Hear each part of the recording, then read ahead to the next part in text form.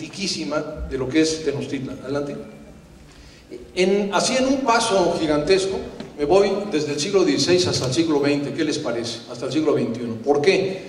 Porque esta serie de gráficas, que la elaboró una asociación que se llama Metrópoli 2025, marca la evolución del crecimiento de la ciudad. Yo quiero que ustedes se fijen que lo azul es agua y lo amarillo es desarrollo urbano.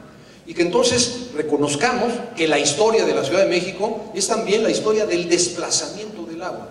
Por alguna razón, en las distintas etapas y cambios históricos, hicimos ese desplazamiento por todos los medios posibles.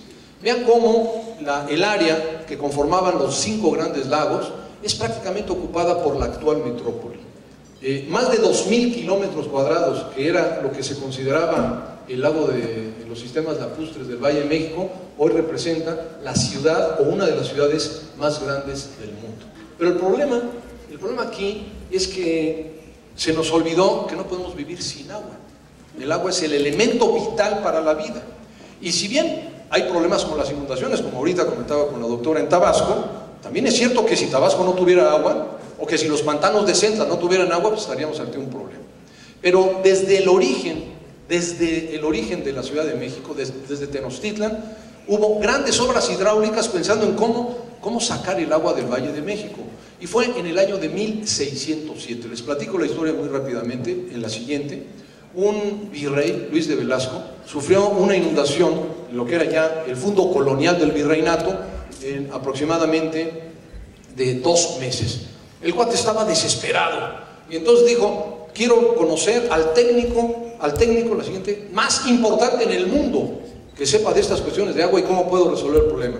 Es como si ahorita el presidente Felipe Calderón me diera a mí una patada y dijera: tráiganme al fulano de tal postdoctorado de Holanda que ha hecho todos los diques de protección en los Países Bajos, más o menos, ¿no? Entonces llegó un cosmógrafo de origen alemán que se llamaba Heinrich Martin, y que aquí pues, le entendieron Enrico Martínez, así le llamaban, Enrico Martínez.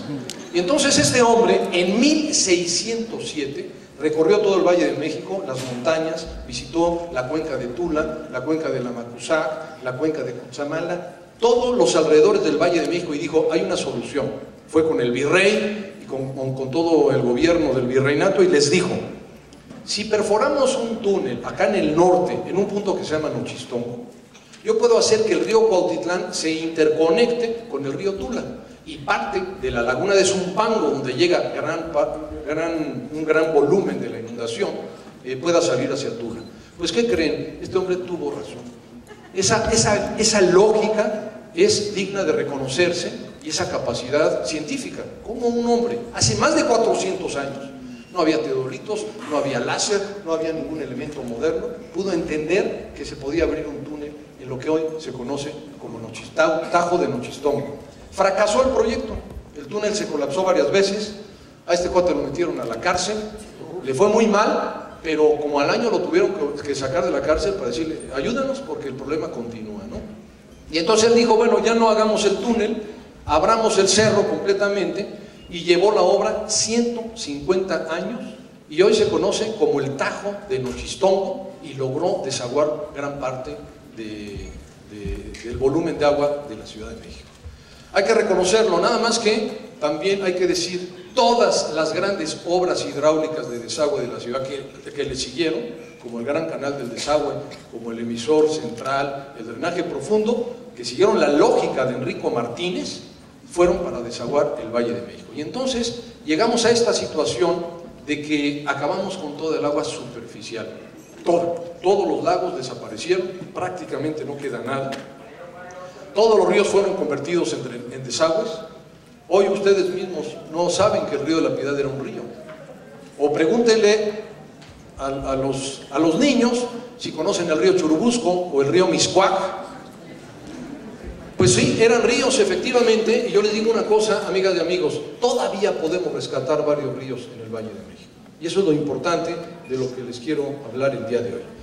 Lo que sucede también, siguiendo un poco con la crisis del agua, es que al acabar con el agua de los ríos y con el agua de los lagos, ¿de dónde tomamos el agua? Fundamentalmente, del subsuelo. el subsuelo en el Valle de México tiene acuíferos de una gran capacidad. Entonces empezamos a extraer agua del subsuelo hace más de 100 años, desde finales del siglo XIX, principios del siglo XX. 5 minutos. Ah, tú eres el indicador del tiempo. Ah, yo no sabía quién era. Gracias. Entonces allá, ¿verdad? Qué barbaridad.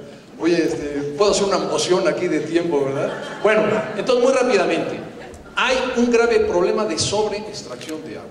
Esta gráfica que le estoy poniendo aquí es cuál es la capacidad del acuífero, que es el punto azul de abajo, es decir, alrededor de 10, olvídense de la unidad, porque creo que aquí hay de todas las carreras, ¿no?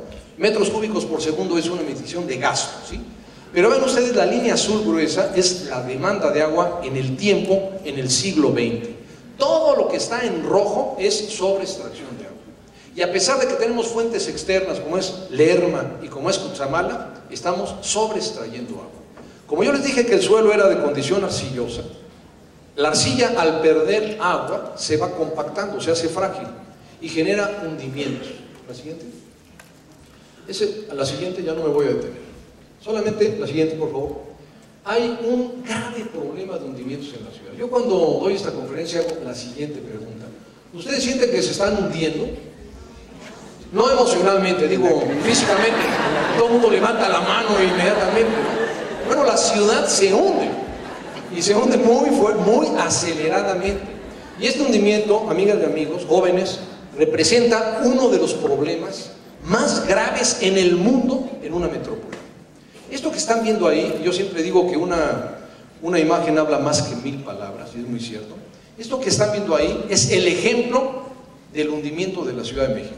Y es una instalación de un pozo profundo en una instalación nuestra de la Conagua, y por lo tanto la tengo bien cuidadita, bien vigilada. No crean que me la fusilé, como dicen algunos. No, este cuate puso un tubo y puso arriba la bomba. Miren, esto que está en San Juan de Aragón es lo que se llama el ademe de un pozo profundo.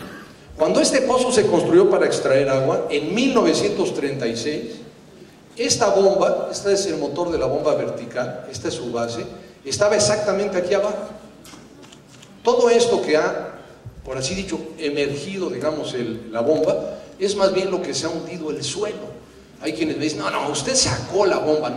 No saqué la bomba, ni le puse un tubo adicional, ni nada. Este es el tubo original, vean cómo está, todo estropeado y corroído. Lo que sucede es que por la sobreextracción de agua, el suelo se ha ido hundiendo. Como el ademe de un pozo está en sustratos profundos, es decir, se mete muchos metros abajo, conforme se compactan las arcillas, se ha hundido el pasto, los árboles, las instalaciones. Toda la ciudad se ha hundido en promedio en un siglo